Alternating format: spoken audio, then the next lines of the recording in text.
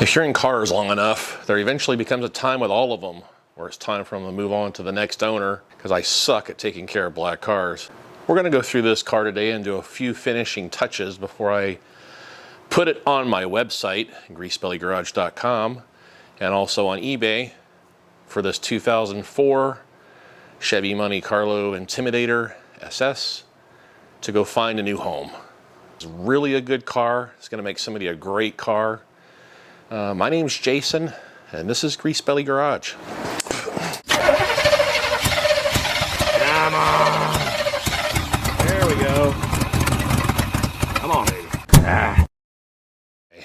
I just got through running it through one of those drive-through wishy-wash car washes because, well, I'm too lazy to wash it by hand.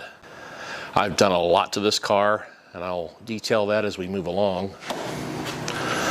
Okay, whenever I sell a car with leather seats, especially it's been sitting around for a while, I just kind of make sure that all the big chunks are not on the leather, and then I grab whatever brand of leather cleaner that you like. This is a combination cleaner and conditioner. It all kind of works the same, I think, but so I just get the cheapest one on the shelf. When you got the leather seats and these leather shift boots, I just kind of go around first and just spray the stuff down with this, seats and all. And I don't even wipe it off, I just let it sit. That way all the juices have time to absorb into the leather, and it ends up looking really good when you do it this way. Well, how do you... Oh, that's how you do it. Make sure you do the back of the seats and the headrest, and kind of make it look like a professional detailer was working on it too. What's going on with this stuff? I guess you're supposed to shake it first. There we go. Maybe it's not the product that's improving with the amount of money you spend. Maybe it's the sprayer. Do a little bit on the steering wheel. Oh.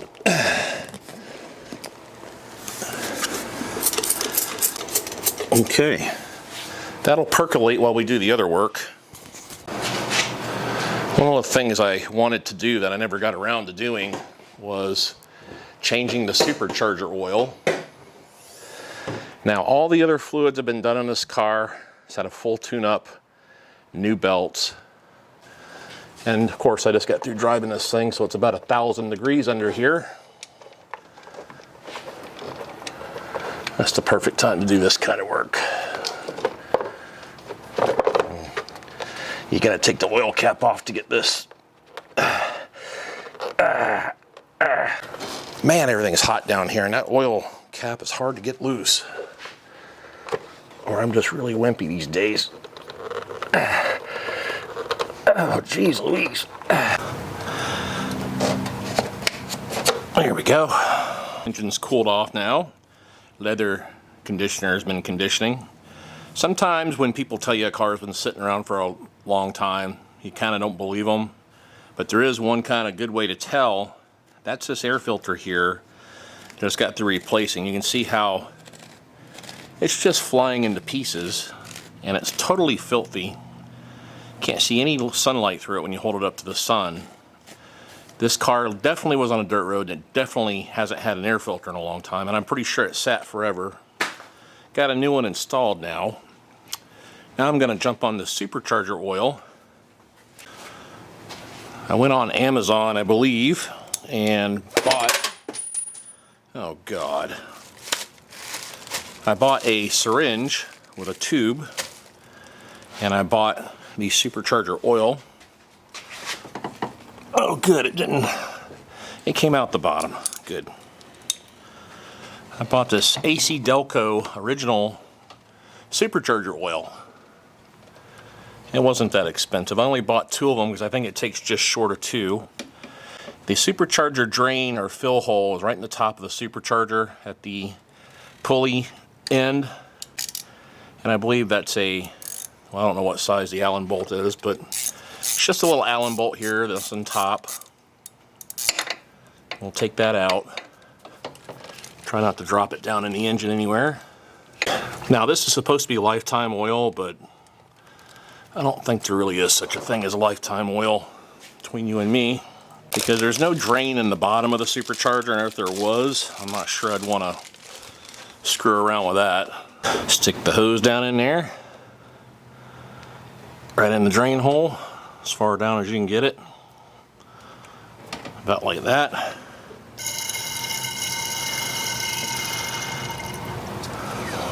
Okay, now it's pulling it out.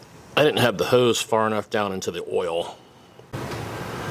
And don't do like I usually do and pull your stupid syringe out of the end and make a great big giant mess. That oil doesn't look bad, but it doesn't look good either. You find some kind of a container.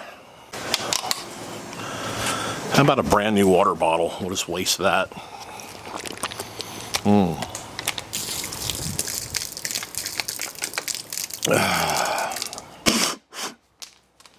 There we go. Now we're pulling some.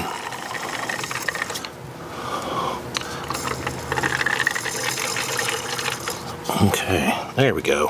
I think there's just not much oil in there, guys. I think it might be just a little bit more than one bottle of the new stuff to refill it. It's about the shade of Red Man and Saliva.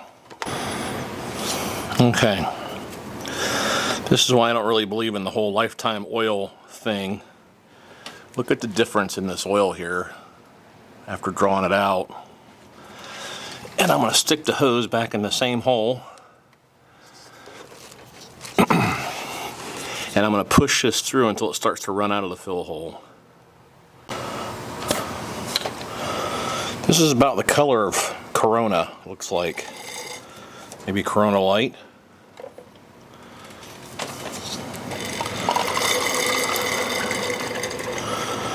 Okay, that works pretty good. That bottle's empty. So we'll go ahead and inject this bit. And I think this is probably going to take a little bit more than one whole bottle to fill this up. Now these are only 4-ounce bottles, so they end up taking out this thing. I don't know, it's all milliliters. I'll have to do the conversion on that. I'm not a doctor, so I don't know. 100 milliliters of supercharger oil stat. Could probably use one of these to bleed brakes, come to think of it. Okay. I might try that. So we're going to inject this oil until I see it running out of the top of the drain plug. Oh, don't do that, see? That's why you shouldn't be a klutzy bozo like me. Okay, now we might, yep. That was it. It took almost 2 bottles. It's right at the top of the drain hole. I love it. I'm not gonna go crazy tight on this because I don't know how strong. Doggone it.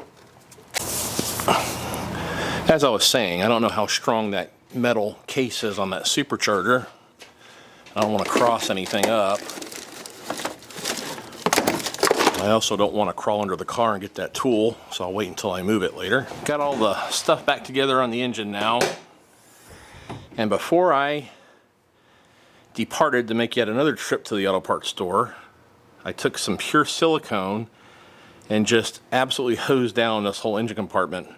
Then I ran the engine for about 10 minutes or so to bake it on, and looks much better now. You can't tell that I was ever laying in here on my belly doing work. Here's a razor blade that I left the last time. That'll come in handy. Let me just fire it up for you so you can hear them. I mean, maybe you won't remember. Maybe you don't care. You probably don't. But this thing's a whole lot quieter. Listen to this.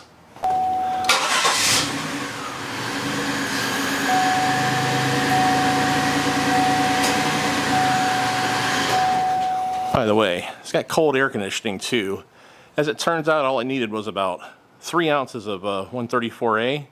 It's been cold ever since, probably for 2 months now. Now we're at my favorite part, the part where I get to sit down and work. And the reason I'm doing that is because no matter how hard I tried, I could not get condensation and water, or both, to stay out of this taillight. Plastic taillight assemblies are incredibly expensive, so I got some from Rock Auto, and it's my first experience getting anything like this from them. And I think these taillights are pretty simple to take out if I remember. What's going on here? Okay, 1, 2. Yeah, I believe there's 3. I like to videotape myself with the viewfinder aiming right for me so I can see. So I can look at myself and try to figure out why my wife married me. I mean, this is a real appealing, sexy pose right here. What's up, Tootsie? Take our bulbs out. Now, I don't know if these new lights come with bulbs. They probably don't. These things just twist out, I believe. Yeah, there we go. Remember, always grunt when you're working like that. That way, if your wife sneaks up on you, it sounds like you're really working hard, you know. What? Hex head bolts? Yeah, I got some. I just got to find them. Richard Lee needed some hex bolts, and I couldn't remember where they were. As I was saying, if you're working and you grunt a lot, your wife will feel sorry for you and bring you something to drink. Right, Richie? Yeah. Yeah. And your buddy. And your buddy, yeah. If your buddy's out here and he's grunting a lot too, same thing. She'll bring out 2 cold drinks. Let's see what kind of quality item is in this box. Let's see if I can't slice my radial artery with these scissors. That'll get my wife all revved up. I don't know why you play with scissors. You know better than that. I got you a helmet and safety glasses for that. You marry a nurse, you're going to get your case ridden quite a bit about like using the scissors like I just did, like right towards my thoracic area. When she sees this video, she's probably going to tear me up for that. But I promise next time it will not happen again. Until the next time. Here comes the end. This is the first unboxing video I've ever done. Probably be the last. This looks like pretty good quality here. Make sure there's no instructions to ignore.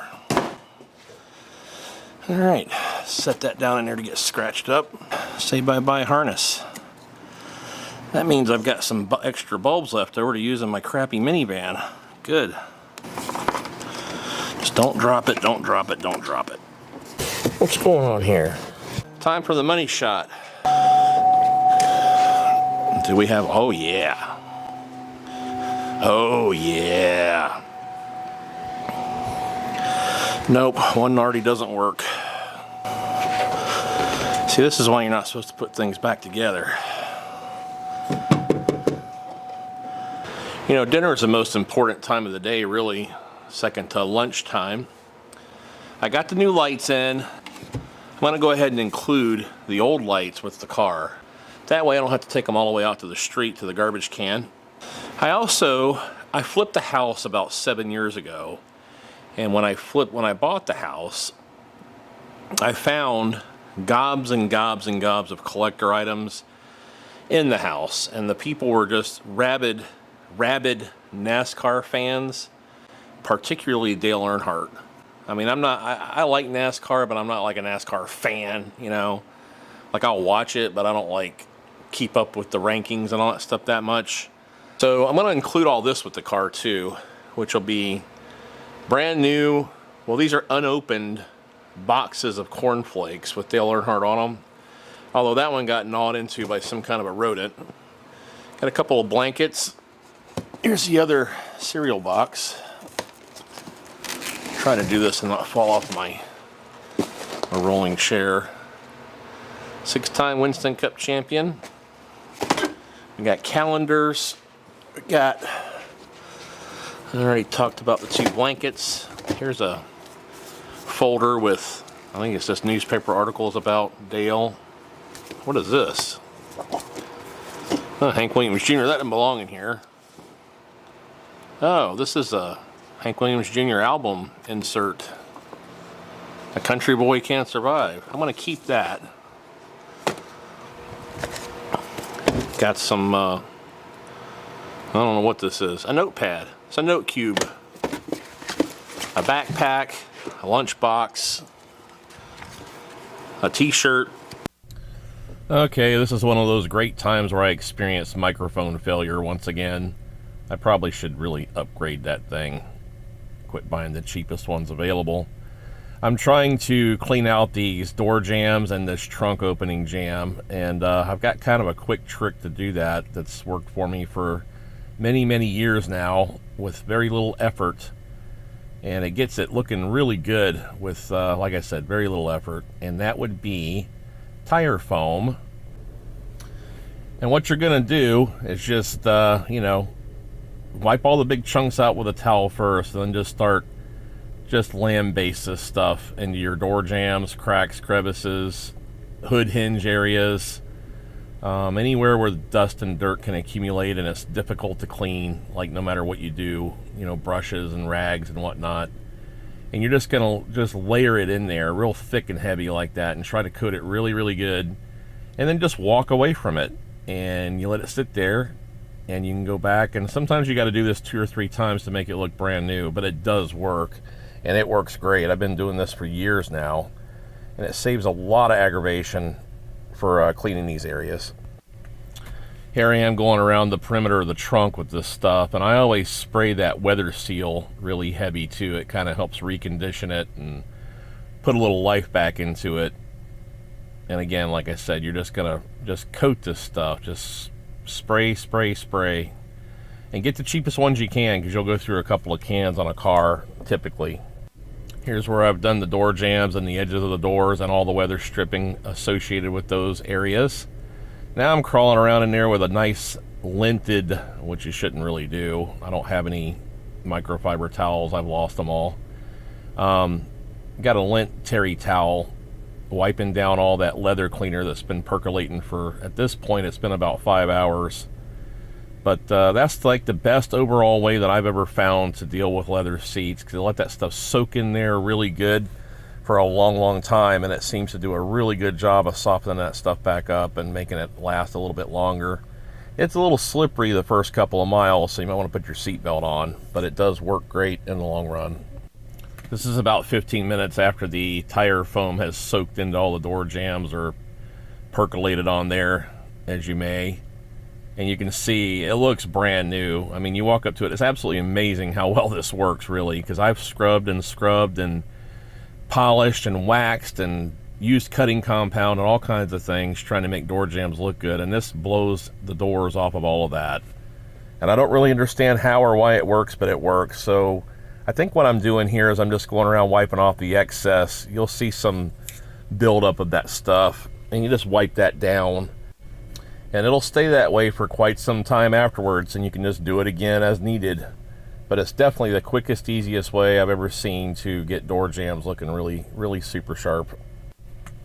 And I think here I'm trying to put a lot of emphasis on what a nice job I did and what a clever idea this is, and, you know, just basically yodeling about nothing probably. I don't remember what I said. I don't remember what I had for lunch that day. Here I am wiping all the extra leather cleaner, conditioner, cheapest stuff on the shelf off of the door panel. I've already done most of the seats at this point, and yeah, there again, I'm probably talking about how clever this is, blah, blah, blah, blah, blah. So it does work. This stuff really does work, guys, so don't knock it till you try it. I've, you know, cut as many corners in my life as possible to make things as easy and as efficient as it can be, and this is 2 ideas that work really well for me. Okay, I went back and wiped off the first round of tire foam in the trunk jam. That's been about maybe 15 or 20 minutes as well, and there's a little bit of dirt that I'm working on there, just wiping off with that towel, and I'm going to go back and respray this whole thing again to loosen up what little bit of dirt is left in that jam. And basically what happens is all the dirt and crud off the back window rolls down into this jam area and then drains out by the taillights on either side. So you get this trail of dust that has to, you know, kind of builds up and creates like a mud trail, and this stuff breaks it down pretty good. but the surrounding metal and paint, it looks real shiny. I mean, look at how good it looks. It's really understated in this video. It looks amazingly different. It's like 100% better, maybe 1,000% even. And I'll load the whole thing up one more time. I'll go all the way around, especially in this trunk area. It was really, really dirty. This car definitely resided on some kind of a Georgia dirt road most of its life, I believe. You can just tell from all the battle scars and the clear coat, and the tail lights were kind of sandblasted. The headlights are a little rough still, even after all the work I've done to those. So there you go. We'll finish detailing this tomorrow. I got tire foam everywhere from yesterday, but I have to say, this door jammage, I don't know if you can see this, but it looks great, and so do the seats, and they're not even that slippery or greasy or nasty or oily or any of that. So we're in the home stretch now. I'm going to do a couple of quickie things on the outside today, and I've got to put in a pesky oil pressure sending unit. You can rest assured whenever you see me anywhere near a car jack, there's a really good reason for it. Hopefully that's on some kind of frame. If you hear plastic snapping or whatever, you probably need to move your jack. The reason I gotta jack this thing up is because I think the oil pressure sending unit is behind this wheel on the side of the engine, directly above the oil filter. And to assist us today, I had bought this LED under hood light about 8 years ago. Never used it one time. So we're going to see how long it'll last after I charged it for 2 weeks.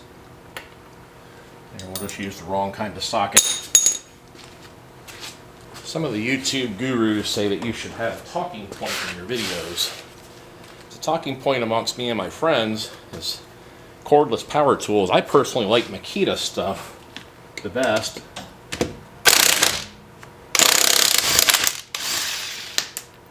So drop a comment down below and tell me which one you like. Grab your purse, DeWalt guys. Instead of a jack stand, you can just take your tire, shove it up underneath the car, and that kind of acts as a temporary jack stand. Down we go.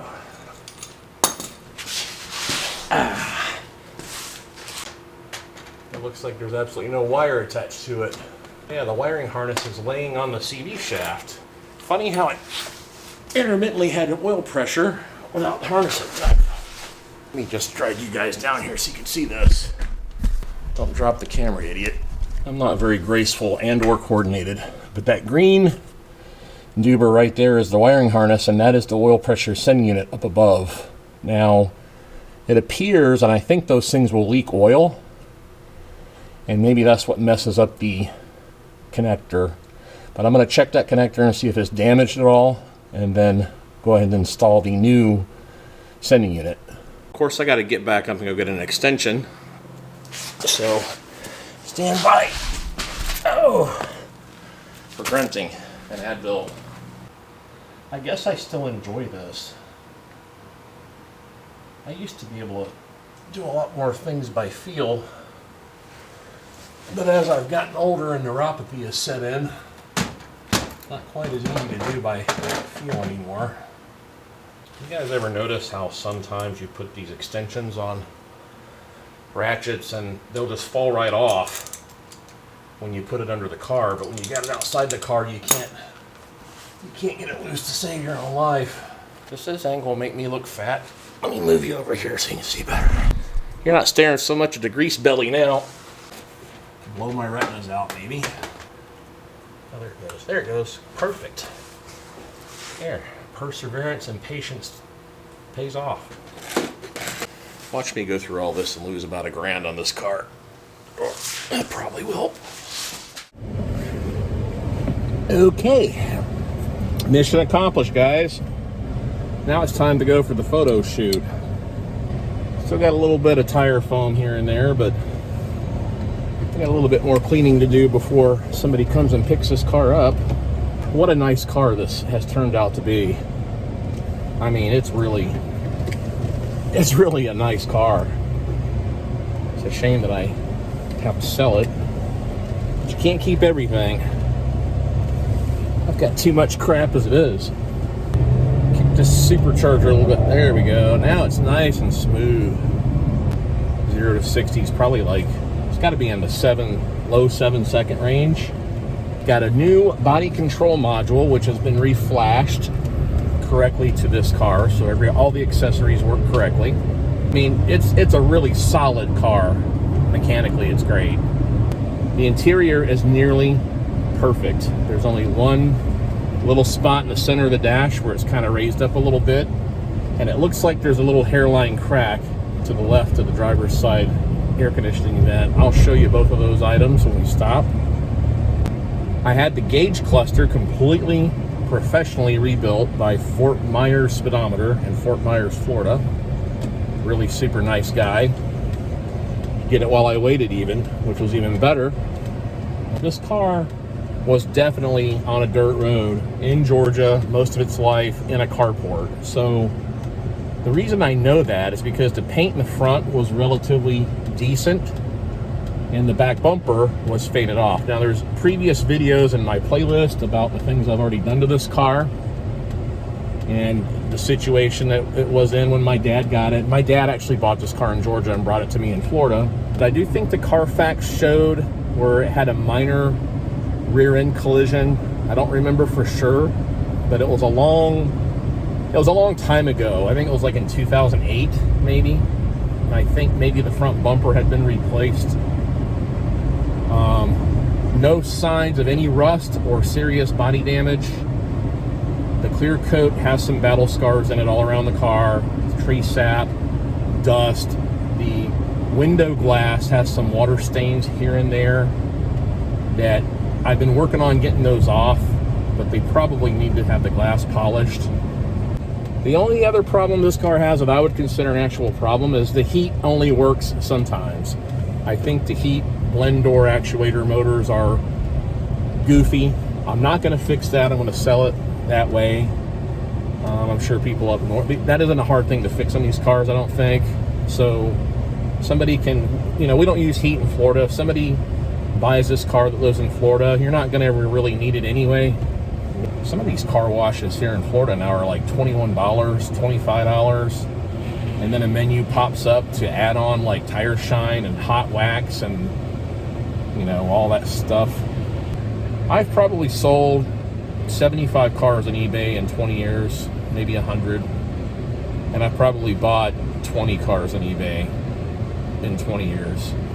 And I've never really had much of a problem when I bought cars, except a lot of times people aren't around to meet you. You can't talk to them. They do these weird things, like it's in the barn and the keys are on the tire and the title's in the glove box. So when I sell a car personally, I like to be as honest and upfront about things as I can, because it's a lot easier to do that than it is to go back and backpedal and answer questions, even though every used car situation is, caveat emptor, whatever they call it. But a lot of people don't really believe in that. They think they can buy the car and then call you 2 weeks later and say, hey, the alternator went out. Can you give me $3,000 back? And I'm like, no, the alternator went out. It's a used car. The alternator was fine when I had it for like 2 years before you bought it. Now, I understand that recently eBay's changed their policies and, they have final value fees that are kind of, I don't even know what they're going to be. Things like that. But my strategy has always been to come up with a number in my head when I comp out all the comparable sales of a car just like this that I know have sold. Then come up with that number and then subtract 10%, and that's my buffer. But everybody that looks at this car and considers this car is going to know exactly what's wrong with it. The blower at this car wash sucks. So that's my philosophy about selling cars. Come up with a number, hard line bottom number, and then subtract 10% from that. And that kind of puts you into a realistic realm of what you're going to get in the big scheme of things. And don't do what a lot of my friends do and try to sell things and say, well, I got $18,000 in it. I'm not going to sell it for $18,500. That's like the stupidest thing I've ever heard people say. A lot of my friends do that all the time. It's never made any sense to me. If you get somebody that's right there and willing with cash and they want to give you $18,000 for something you've got $18,000 into, but you haven't even touched it for 3 years or 13 years, then you need to let it go, because it's not likely going to be worth much more money in another 13 years. Contrary to that, you also don't want to go out and spend $18,000 on something and sell it a year later for 12. I certainly understand that. There's our nicely rebuilt cluster. Here's the loose spot on top of the dash, and here is the crack. Just a little hairline crack on the left of this vent right here. Right, hopefully there's not too many people at this park. They have a tendency to give me a stink eye when I do this, but I don't really care. It's a free country. Pretty sweet looking car here at dusk. Turned out pretty darn good overall. Tail lights look good, brand new. Not full of water anymore. So I'll go back through and touch up the cleaning, windows, that kind of thing. Smooth, quiet, powerful. Really nice car. Makes somebody a great car. Guess I'm gonna give it some zets for one last time here.